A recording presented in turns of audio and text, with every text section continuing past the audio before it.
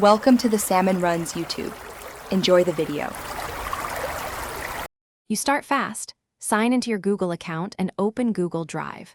Once in Drive, click New, choose Google Sheets and select blank or a template to save time. Name the file immediately so autosave tracks it under that title and move it to the correct folder. Make sure to set basic share permissions now so collaborators don't get locked out. This first step prevents version chaos and gives you a stable place to build the spreadsheet.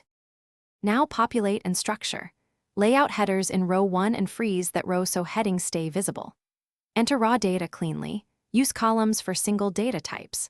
Once done, apply formulas like SUM and average, plus IF or VLOOKUP where logic or lookups are needed. This reduces manual errors. Make filters and named ranges for repeatable references, add data validation to prevent bad entries, and use conditional finish by finalizing access and backups. Set precise share permissions, protect critical ranges, and enable link sharing only when needed. Export copies as XLSX, CSV, or PDF for distribution and review version history to restore prior states if something broke. Make sure keyboard shortcuts and add-ons you used are stable across collaborators. If something goes wrong, like missing edits or access errors, stop, confirm the Google account in use, check sharing settings, and try an incognito window to isolate browser cache or extension problems.